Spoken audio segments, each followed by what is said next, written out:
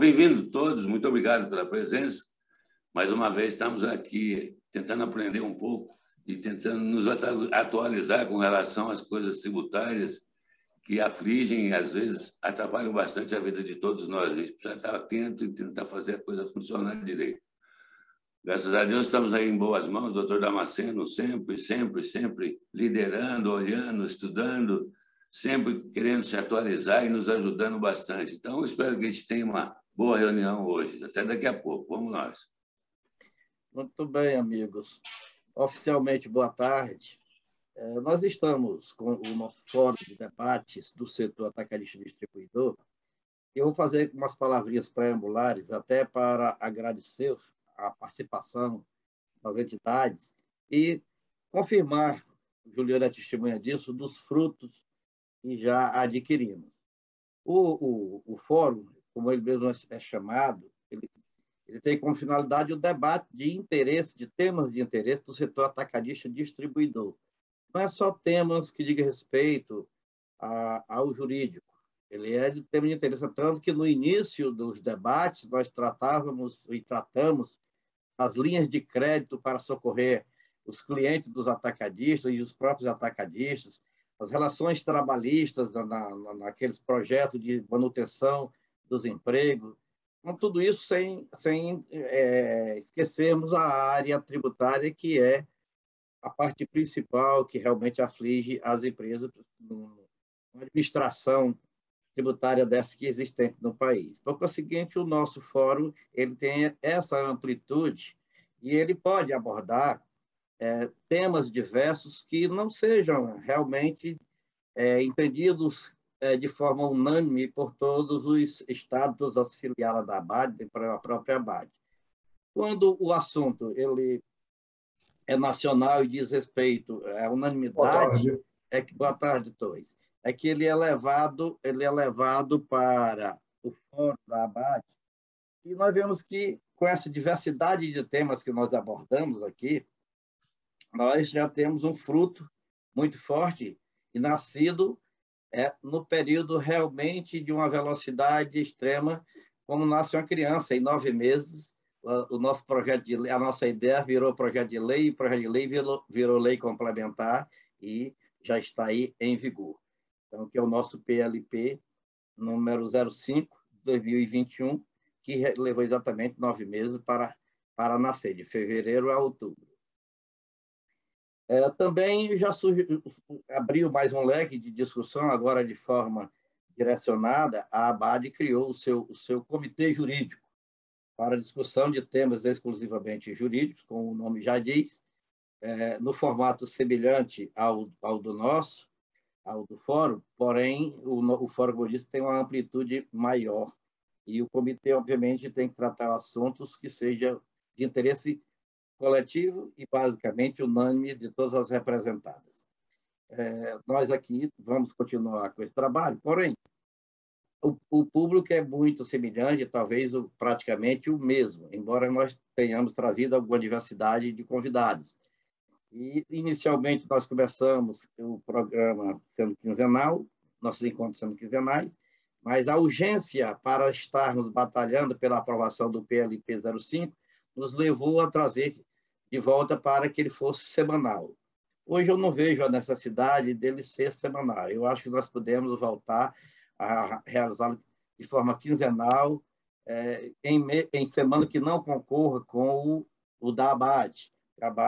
Então, para poder facilitar o trabalho de todos nós, para que nós possamos realmente participar dos nossos encontros, e acho que dá para atender dessa forma. Se houver alguma urgência em algum tema, nós realizaremos um extraordinário, mas nós vamos fazer o calendário ordinário. Então, nós temos hoje, no dia 8 de novembro, e quando for na próxima segunda-feira, dia 15, é feriado.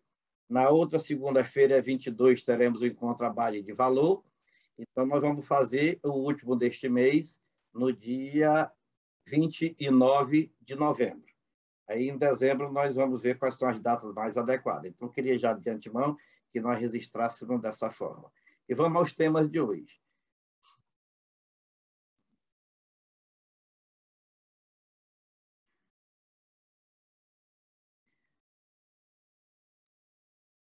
Nós modificamos um pouquinho a apresentação, até por tudo que foi dito, e temos hoje também, já que a realização vai ser da ADASP, um dos parceiros comerciais da ADASP, aliás, acho que é parceiro de todas as filiais, inclusive da ABAD, que é a Serasa Experian. Então, está apoiando o nosso encontro de hoje. Então, está aí, eu estou na apresentação, presidente da mesa Sandoval de Araújo, e participação especial do nosso amigo Juliano César Souto.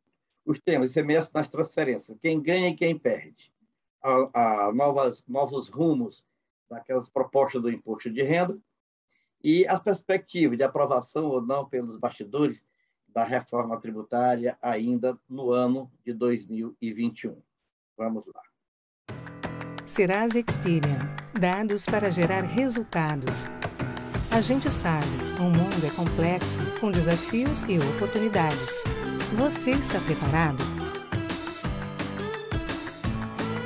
Conte com a Serasa Experian, a maior empresa de serviços de informação do país. Fazemos parte da Experian, a maior empresa de serviços de informação do planeta. Com solidez e liderança global, estamos em 39 países, com mais de 16 mil funcionários no mundo, 2.500 só no Brasil. Somos uma das companhias mais inovadoras do mundo, com informações de mais de 1 bilhão de pessoas.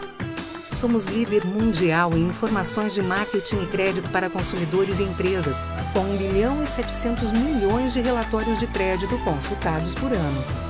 Com inovação tecnológica e segurança acima de tudo, temos o maior banco de dados da América Latina, com mais de 6 milhões de consultas realizadas por dia. Somos experts em transformar dados em informação, que ajuda consumidores a prosperar, empresas a fazer as melhores análises e tomar as melhores decisões, instituições financeiras a conceder crédito com menos risco, organizações a prevenir crimes de fraude e de identidade.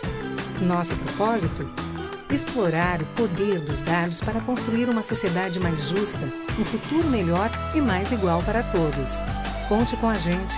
Serasa Experian. Dados para gerar resultados.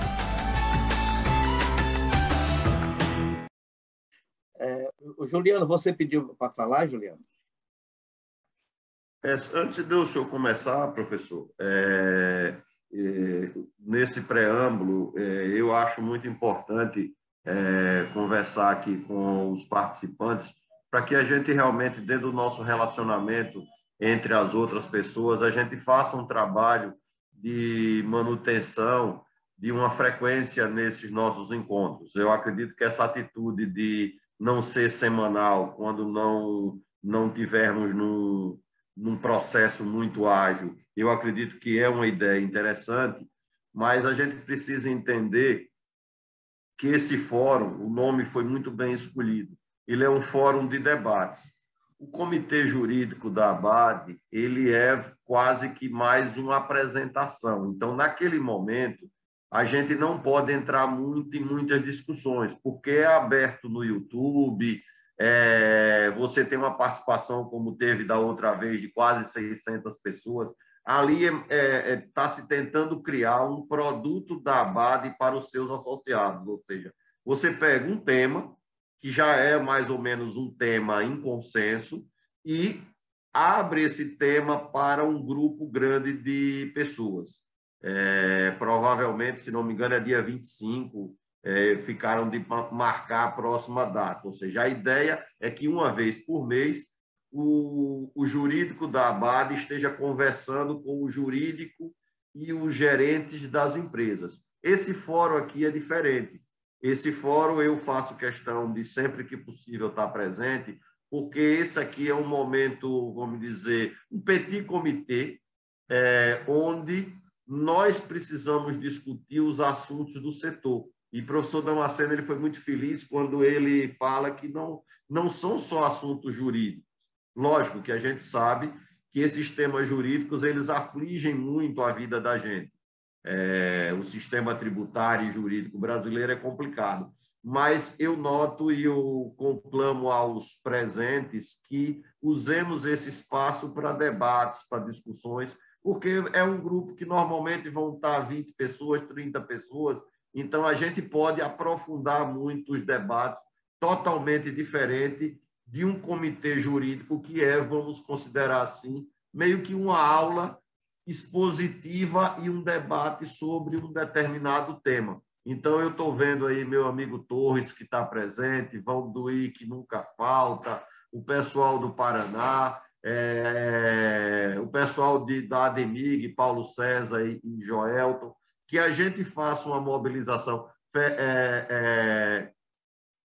Sandoval, que normalmente toda semana está presente, eu estou vendo que o Cingaro de Rondônia também está, que a gente faça uma movimentação com as demais afiliadas para que os presidentes e executivos possam ter esse tempinho no final da segunda-feira para ter uma troca de ideias. Eu acho que isso aqui meio que o professor Damasceno sempre sugere um tema, mas isso é uma tribuna livre, ou seja, se alguns dos presentes, após a exposição, entender que tem algum assunto relevante, fique totalmente à vontade. E eu, como representante da diretoria da ABAD, sempre que possível, vou estar aqui presente para que, num determinado momento, alguns assuntos a gente possa até levar para a diretoria da ABAD e isso passar a ser um tema nacional. Então, era essa a minha consideração aqui no início, e não canso de elogiar o esforço e o trabalho de professor Damasceno com relação a esse fórum. Obrigado, amigo. Então, retomemos o tema.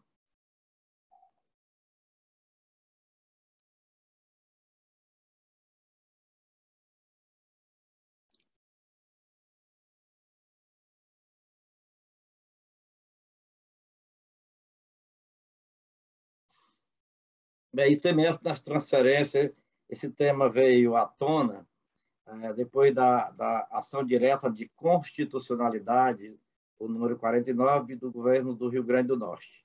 E eu acrescentei hoje duas colocações: quem ganha e quem perde com a situação atual. Então, o que foi decidido? Antes já tinha sido decidido pelo STJ que não haveria a ocorrência do fato gerador. E no Supremo Tribunal Federal está se discutindo a modulação dessa decisão a partir de janeiro de 2022, razão porque é necessário que haja aprovação de uma lei para que ele venha a ser regulamentado e possa ser exigido. O ministro Roberto Barroso, apresentando o seu voto, ele concordou com a modulação para que não possa ser cobrada a partir de 1º de janeiro de 2022, mas botou o seguinte: exaurido o prazo até o final do ano, sem que os estados disciplinem a transferência de crédito de ICMS entre o estabelecimento do mesmo titular, o sujeito passivo tem o direito de transferir esses créditos. Está deixando assim. Só que não pode ser através de uma decisão desta forma que isso possa acontecer. Porém, ele está sugerindo que a decisão seja dessa forma aí. Vamos entender o que ele está querendo dizer aí.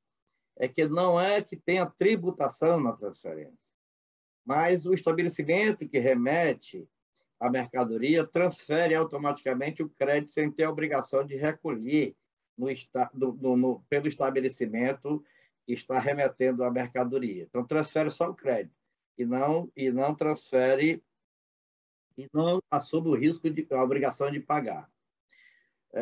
Existem 2 projetos de lei tramitando no Congresso Nacional.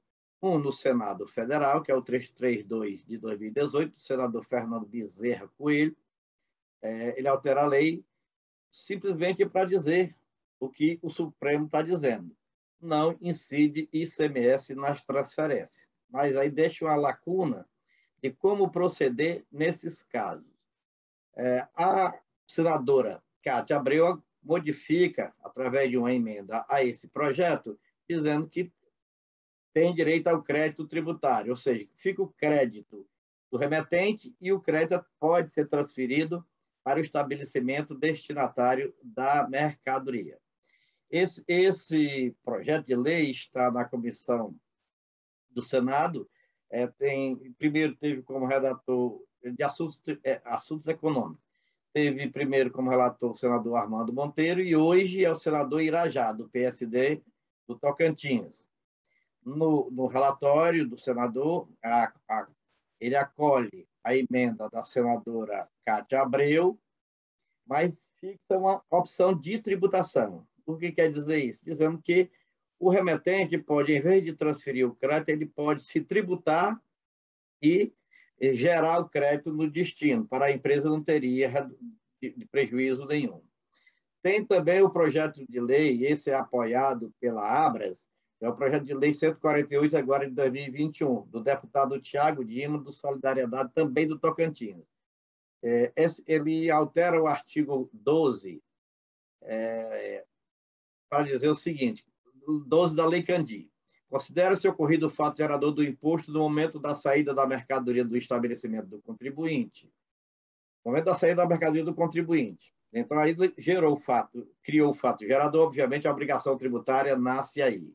Aí ele bota, não se considera ocorrido o fato gerador do imposto na saída de mercadoria de estabelecimento de contribuinte para outro estabelecimento do mesmo titular. Aí bota, mantendo-se integralmente o crédito tributário em favor do contribuinte que decorra desta operação. Basta melhor esclarecer. Esse crédito que ele está se referindo é o crédito da aquisição da mercadoria para vender, ou seja, está se referindo ao estabelecimento que transfere a mercadoria. Então, no momento em que ele está dizendo que mantém-se o crédito do estabelecimento que transfere a mercadoria, esse crédito também tem que ser transferido para o destino, até porque quando for no estabelecimento de destino, ele possa recolher só a diferença devida, como hoje é em virtude da não cumulatividade. E acrescenta um dispositivo, parágrafo 5º, a esse dispositivo do artigo 12. Alternativamente, ao disposto no parágrafo 4º deste artigo, fica o contribuinte autorizado a fazer a incidência e o destaque do imposto na saída do seu estabelecimento para outro estabelecimento do mesmo titular, hipótese em que o imposto destacado na saída será considerado crédito tributário para o estabelecimento destinatário. Esse parágrafo 5º, ele precisa ser melhorado, eu já disse isso aqui, porque é exatamente essa norma que existe na Lei Candir, com outras palavras, que foi julgado inconstitucional pelo STJ e pelo Supremo Tribunal Federal. Porque é o seguinte, reinserir no bojo da Lei Complementar número 87, um dispositivo para um comando semelhante, não vai resolver o problema. Então, é essa situação que está hoje no Congresso Nacional, seja no Senado Federal, seja na Câmara Federal. Aí, agora vamos ver assim, quem ganha e quem perde com essa situação. Vejamos, o que está dizendo o Supremo Tribunal Federal e o STJ? Que não há incidência do ICMS na saída da mercadoria em transferência.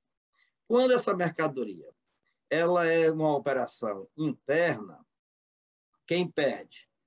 Perde o contribuinte e ganha o fisco estadual na interna. Por que perde o contribuinte? Vamos entender bem isso aqui, pessoal. É porque o crédito é do estabelecimento, não é da empresa. Porque o ICMS, diferentemente dos tributos federais, ele é tratado por inscrição estadual. Cada estabelecimento tem uma inscrição estadual. Razão porque o crédito é daquela inscrição.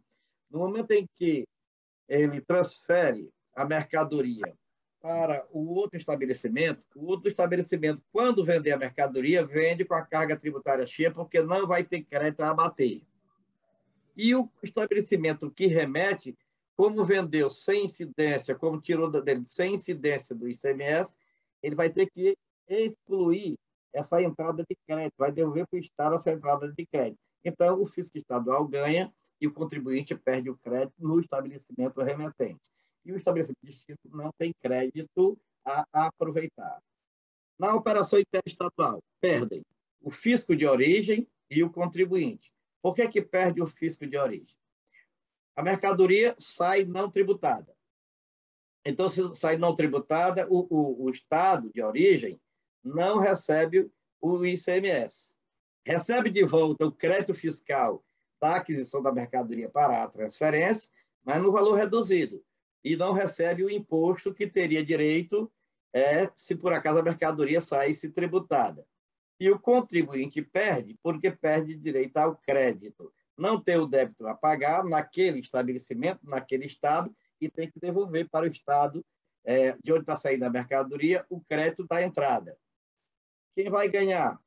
E quando vende lá no estabelecimento de destino, no outro estado, não tem crédito a aproveitar, vai pagar o ICMS carga cheia. E quem vai ganhar? O fisco de destino, que vai receber o ICMS carga cheia, já que não tem crédito a ser deduzido na hora da apuração. A entrada foi sem crédito, a saída foi com débito, se não tem crédito a bater, ele vai receber 100% do ICMS. Então, razão por que a urgência de se aprovar uma regulamentação para isso aí, sob pena de trazer grandes prejuízos nessas questões dessas transferências. Eu sei perfeitamente que a grande maioria dos estabelecimentos atacadistas não fazem transferência, mas os que fazem vão ter um baque muito grande se não houver uma alteração na legislação a partir do dia 1º de janeiro de 2022. Esse é o tema. Alteração do imposto de renda, novos rumos. Nós sabemos que, já comentamos aqui nesse espaço, que o imposto de renda está sendo alterado pela proposta do governo federal. Ele considerou a segunda fase da reforma tributária em tributos federais. A primeira foi a extinção do PIS e da COFINS, com a criação da CBS, que tramita em projeto de lei na Câmara Federal. No Senado Federal está já a alteração do imposto de renda, porque já foi aprovado na Câmara Federal. Lá no Senado Federal, o que está sendo prometido pelo relator? Que ele não vai aprovar, não vai apresentar o relatório, está dividido em dois. O primeiro, alteração e atualização da tabela do imposto de renda da pessoa física e não avançar no que diz respeito à tributação da pessoa jurídica, das mudanças, da tributação dos lucros e dividendos e na tributação daquele capital próprio. Então, em virtude dessa parada, o imposto de renda possivelmente não avançará nesse sentido. Qual era a finalidade dessa mudança para o governo federal? É a criação, né, do fundo para atender a demanda da medida provisória 1061 de 2021, de agosto, que extingue o Bolsa Família, extingue o auxílio emergencial e engloba os programas de governo como o FAT, que é o Fundo de Amparo ao Trabalhador, e o Seguro Defeso, criando o Auxílio Brasil, que ele está prometendo pagar ainda este mês. Então, como a proposta de lei de alteração do imposto de renda não andou a tempo de atender essa demanda da MP 1061, o que aconteceu? Ele mandou uma proposta de emenda, o governo federal mandou uma proposta de emenda constitucional chamada PEC dos precatórios. A PEC dos precatórios, o nome já diz, na verdade, pagar o Auxílio Brasil, só que tem um detalhe. Nesse dinheiro que ele está querendo tirar da PEC dos precatórios, mais de 60% do dinheiro não é para o Auxílio Brasil, é para outros eventos, inclusive para emendas de relatores para atender aos deputados e senadores. Aquelas emendas, que emenda do relator, que agora mesmo, por um despacho da ministra Rosa Weber, foi suspenso até que se esclareça de onde sai o dinheiro das emendas do relator e para onde esse dinheiro vai, já que faz parte de um orçamento que é sigiloso, que o Brasil não toma conhecimento. Na PEC dos precatórios, o que vai acontecer? O pagamento devido aos contribuintes da União, que já ganharam a causa na Justiça e que tinham que receber esse dinheiro de volta a partir de 2022, já não mais receberão esse dinheiro. E o dinheiro que seria para pagar aos credores será colocado para frente e será utilizado para o Auxílio Brasil e mais esses outros destinos que eu já falei. Ou seja, é pegar o dinheiro do contribuinte e pagar a conta de benefícios que não tem ainda uma origem. Ou seja, queira ou não queira, é um calote no crédito dos contribuintes, dos credores da União. Foi aprovado o primeiro turno, essa PEC, na Câmara Federal, com o apoio do PDT e do PSB, razão porque o candidato, o pré-candidato Ciro Gomes, do PDT, disse que ia colocar suspensa a sua candidatura, sua possível candidatura, até que os deputados revissem a sua posição. Mas o que aconteceu? No momento em que estava para se votar o primeiro turno na Câmara Federal, as emendas dos deputados, o dinheiro veio para que eles pudessem utilizar. Então, houve um mensalão diferente aí de qualquer forma, porque o dinheiro é dos credores, o dinheiro não é do governo. E foi liberado esse dinheiro muito grande para a votação. E a coisa está nesse suspense todo. Acredito que essa PEC dos precatórios não passa.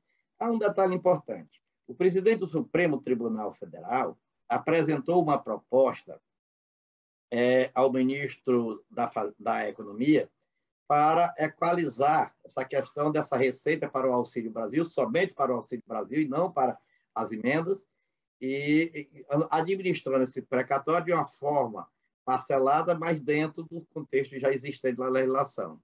Como houve uma crítica muito grande do dia 7 de setembro ao Supremo Tribunal Federal, os ministros supremos retiraram a proposta. Aí teve que se trabalhar em cima do Congresso Nacional essa regulamentação. E daí, em virtude disso, está aí a PEC dos precatórios.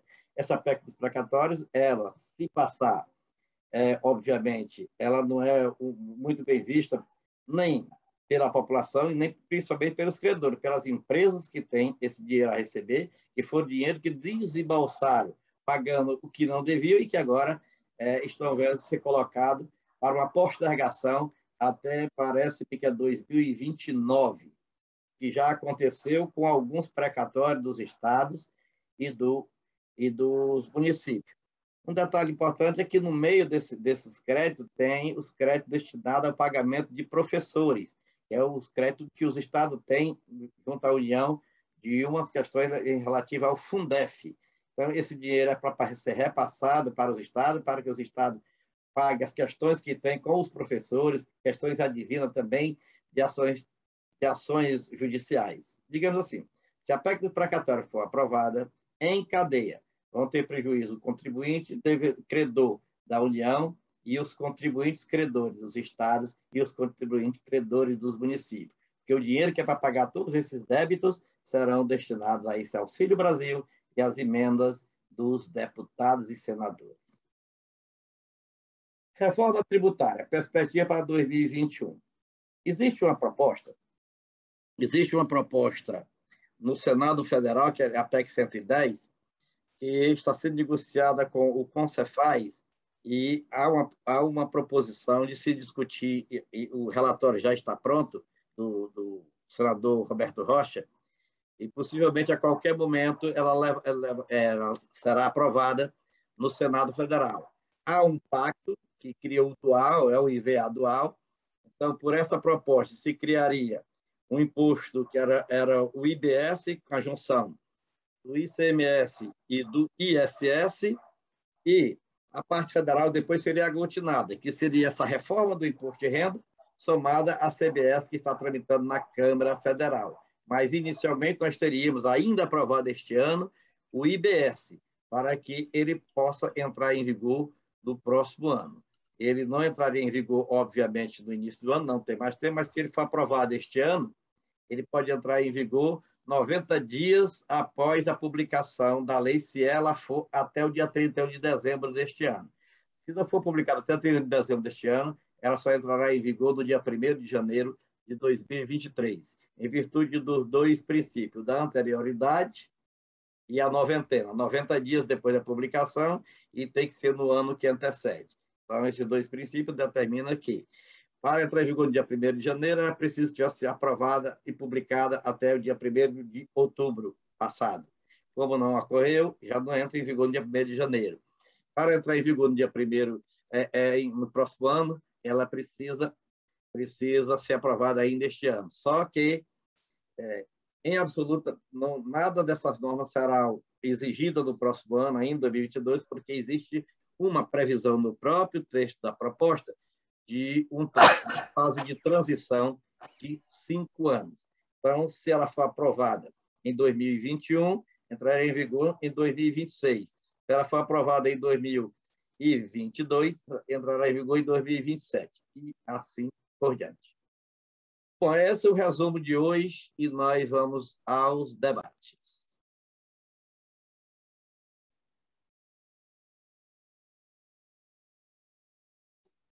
Bom, temos três assuntos, né? Continuam em voga. As três coisas são muito importantes. Essa coisa da ICMS na transferência pode fazer um buraco numa companhia se lá na frente ela ter agido conforme o que vão decidir depois. É muito complicado. Isso aí é uma coisa... Aqui, por exemplo, nós temos associados aqui, por exemplo, Comercial Esperança. Ele tem a matriz dele em Guarulhos, em Arujá, e ele tem 26 lojas, são 26 inscrições estaduais diferentes. Assim são os outros atacados aqui também. Eu estou comentando com o Comercial Esperança, mas vale para o Bate Forte, vale enfim, para todos, para não ficar citando nomes, né? Então, tem muita gente que tem um depósito central, e ali é uma inscrição. Aí vai para os outros, as filiais, a gente tem 20, 30, o Açaí tem 140, é gente muito grande, mas, enfim, dentro do nosso universo aqui de associados nossos, é bastante complicado mesmo, isso aí é bem complicado. O resto é seguir a carruagem, do jeito que o doutor está falando aí. Mas esse aí de crédito nas transferências ainda vai dar muito pano para manga, eu acho. Só dar só uma previsão aqui, conforme notícia do Jota, só os varejistas aí têm a perda de 5,6 bilhões por ano, com essa mudança de tributação. Para poder fechar isso aí, era preciso voltar ao sistema antigo. Cada estabelecimento comprar o que vai vender. Então, acabar com as transferências. Cada estabelecimento teria que comprar o que ia vender. Aí vai voltar aquela burocracia e ter um encarregado de compra em cada estabelecimento, aquele negócio todo do controle. Então, enquanto isso não for resolvido, vai ficar esse pêndulo de Foucault na cabeça de cada um. É verdade. Damasceno, neste caso, essa questão da inconstitucionalidade que foi promovida aí pelo Estado do Rio Grande do Norte, né, a ação, ela já está em vigor, ou seja, esse ano a questão das transferências já seria aplicável? Vamos entender da seguinte forma. O mérito da questão foi julgado, certo? E a questão, o mérito foi julgado. Por conseguinte, no momento em que publica a ata, ele já estaria em vigor. Como é uma ação direta, o efeito é erga omne. Embora tenha sido o Estado do Rio Grande do Norte que entrou, ele entrou com ação direta de constitucionalidade. Então, prejudica, o efeito é geral. Agora, o que está sendo discutido, inclusive, através é o NEX, né? É o NEX. É o NEX. É o NEX. Então, o NEX a página é Amigos Curi. E está acompanhando. Lá é o seguinte, é só um embargo declaratório. É tanto que os amigos Curi não têm... E embargo declaratório não tem sustentação oral. Ou seja, o mérito não altera mais. O que vai alterar é a partir de quando e em que situação. Então, veja bem, é isso que está sendo depositado os votos dos ministros, para dizer, não aplica a partir do momento da publicação, aplica a partir de 1º de janeiro de 2022. Por conseguinte, tem 4 votos já, o relator é o Edson Fachin, eles estão, eu acho que é o Edson Fachin, que é o relator. O relator é o Edson Fachin. Já tem 4 votos para que seja a partir do dia 1º de janeiro. Por conseguinte, está tudo normal, nada alterou. Vai alterar a partir do dia 1º de janeiro. Só alterou agora para quem já tem o liminar independente. Quem conseguiu eliminar independente. Alguns grupos, grandes grupos, já tem. Mas, em virtude dessa ação do Rio Grande do Norte, da ADC 49, só a partir do momento da modulação. E a modulação está caminhando para ser 1º de janeiro de 2022. Certo, Paulo César?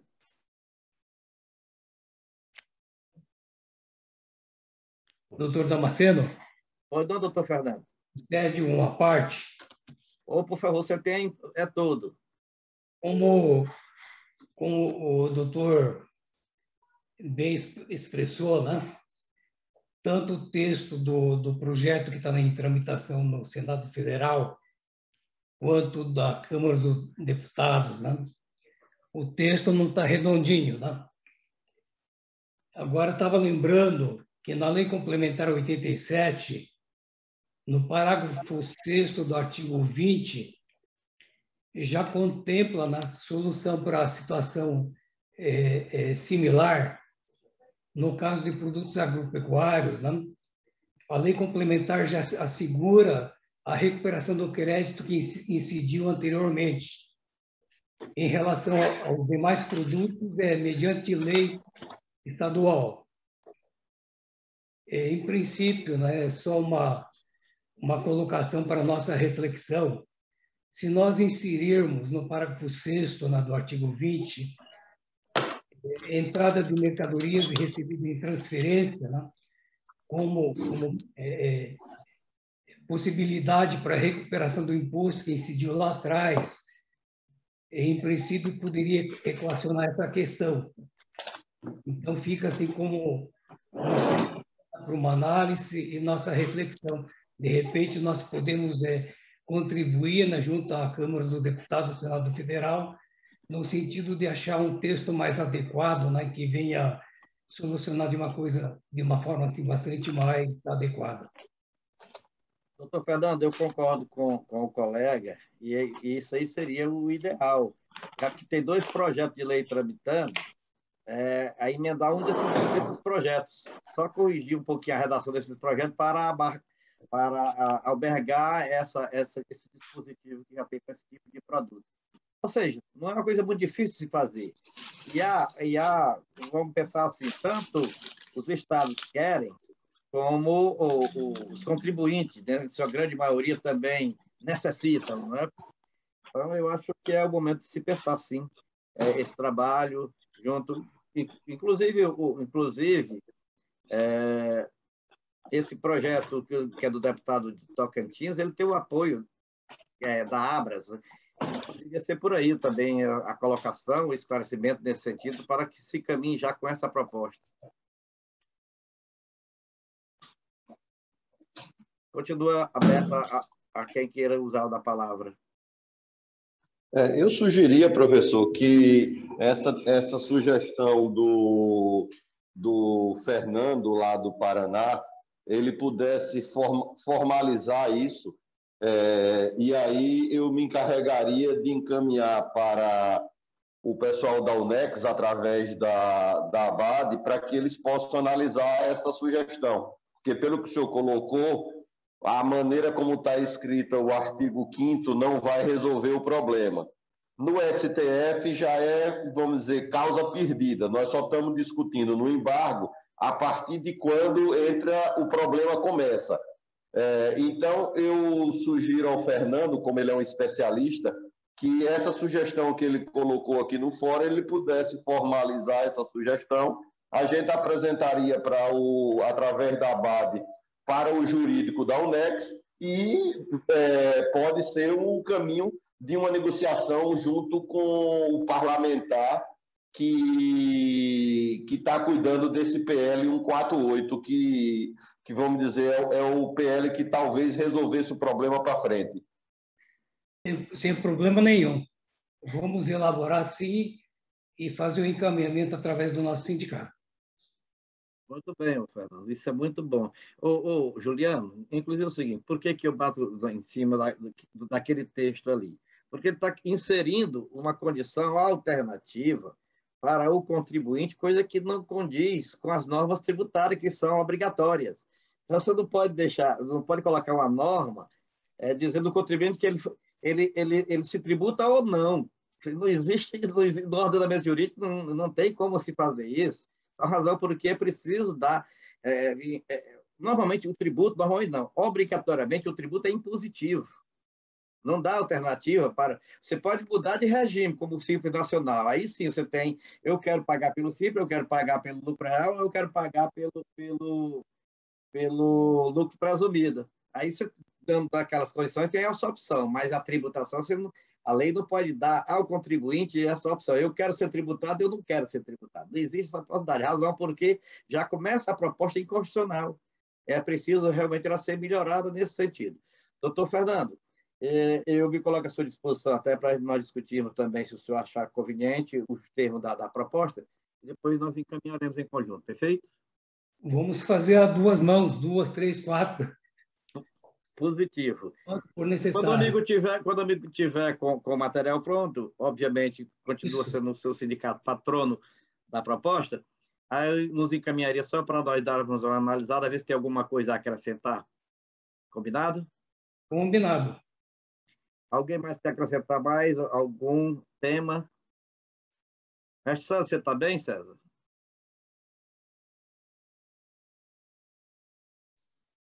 Boa tarde, boa noite a todos. Só observando, só pegando as informações e, de uma certa forma, dando a contribuição quando for necessário. Muito bom, meu amigo. Seja sempre bem-vindo. Presidente Obrigado. da mesa, tens a palavra de volta.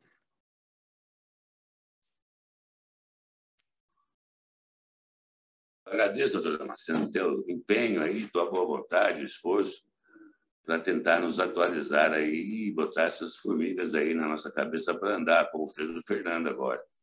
Obrigado, Fernando, pela ideia e vocês vão, enfim, tocar isso da melhor forma possível para todos nós. Eu agradeço a presença de todos.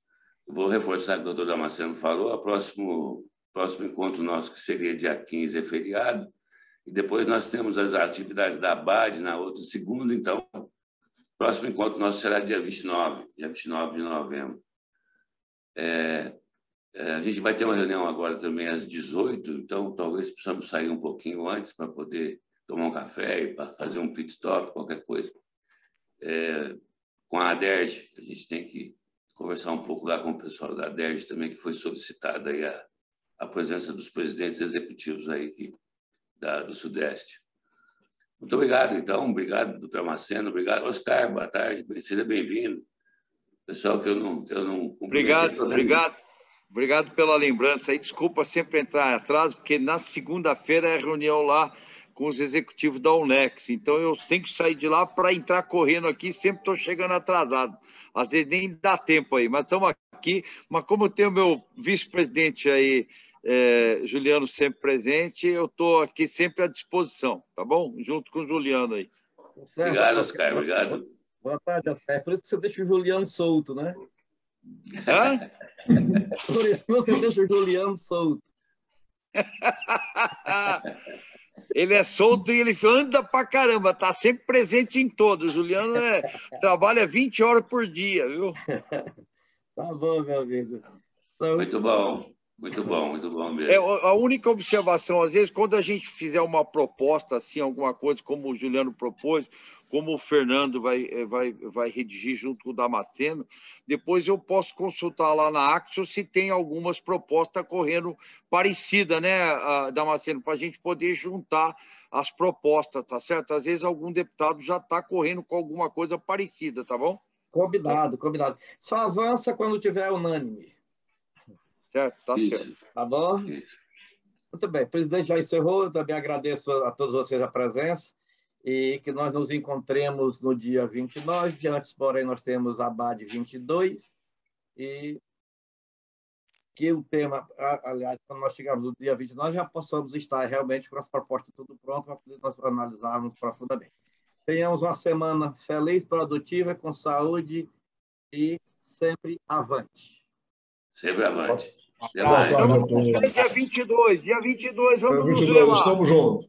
Boa tarde a todos. Obrigado. Boa semana.